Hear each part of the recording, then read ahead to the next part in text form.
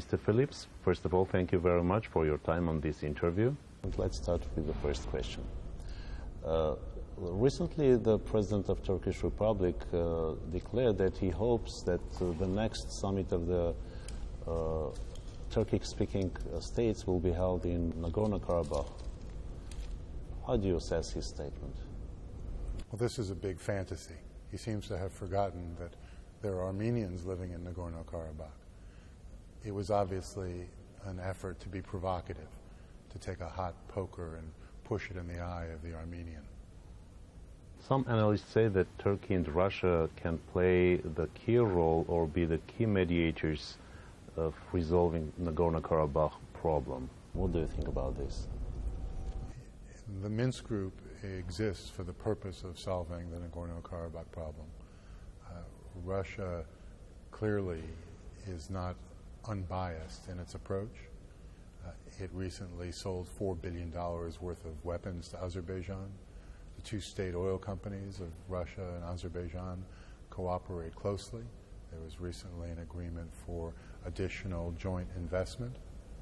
It's amazing to me that President Sarkisian chose to join a trade union with Russia as opposed to pursuing the EU free trade agreement. He must have either been coerced by Moscow, or maybe Mr. Putin made a big promise to him, like recognizing Nagorno-Karabakh. How big is Azerbaijan's role on Turkish-Armenian relationship? It's always been Turkey's policy to link normalization of relations with Armenia to resolution of the so-called occupied territories in Azerbaijan. That's precisely why the protocols on normalization and diplomatic relations were such a breakthrough, because they made absolutely no mention whatsoever of Azerbaijan. These are two sets of bilateral issues. They should be handled separately, but it's clear that the Azeri lobby in Turkey and Azerbaijan's coercive economic diplomacy was able to shift Prime Minister Erdogan's approach. Within weeks of the protocols being signed, Prime Minister Erdogan was in Baku pledging solidarity with his Turkic brethren, and he made it very clear in his address to the Azerbaijan National Assembly that there would be no normalization of relations with Armenia until all of the territories had been returned to Azeri control. Turkey is a big country. It should grow up and stop allowing Azerbaijan to push it around. Do you think the two societies in Turkey and Armenia are ready to reconcile? And will the Turkish society one day recognize the genocide?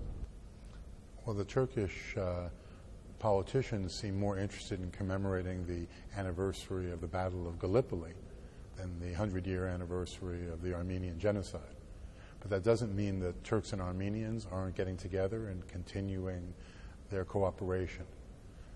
When the Turkish-Armenian Reconciliation Commission was launched, now more than a decade ago, there was almost no contact between Turks and Armenians. Today, that contact is much more extensive. There's business dealings, there's a lot of cultural cooperation. There was just an Armenian church that was not only rebuilt but reconsecrated in Diyarbakir. So we've really seen significant progress over this period of time. But that progress can't be consolidated unless the political agreement that was signed by Turkey and Armenia in the form of protocols is submitted to the Turkish parliament for ratification. Until that happens, reconciliation is a distant dream despite the efforts of civil society. The finding of the International Center for Transitional Justice, which facilitated a legal analysis on the applicability of the Genocide Convention to events in the early 20th century, should still be a viable way forward. It represents a win-win.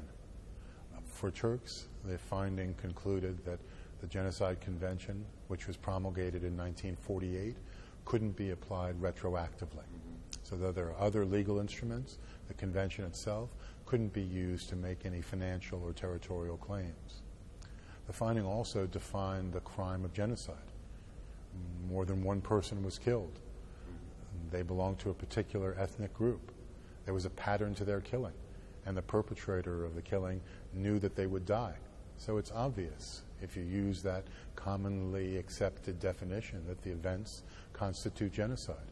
And the facilitated survey by the International Center for Transitional Justice made it very clear that had the Genocide Convention been in effect at the time of the events of 1915, that those events met the definition of genocide, and historians and scholars and politicians would be justified in using the term to characterize them. What is needed for the sides to reconcile?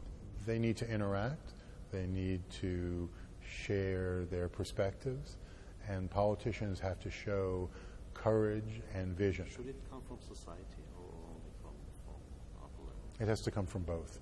Society can create conditions for reconciliation on an interpersonal level, but ultimately it's the responsibility of political leaders. That's why the protocols were so significant. That's why the decision that Prime Minister Erdogan made not to submit the protocols for ratification indicate that he was never fully behind the reconciliation process.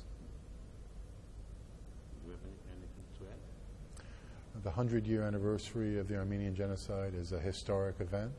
Armenians are mobilizing worldwide in order to commemorate their loss, and I want to express my solidarity for those efforts and my sympathy for their loss. I'll be joining Armenian friends on the 100-year anniversary to remember the Armenian genocide. Mr. Phillips, thank you very much. Thank you.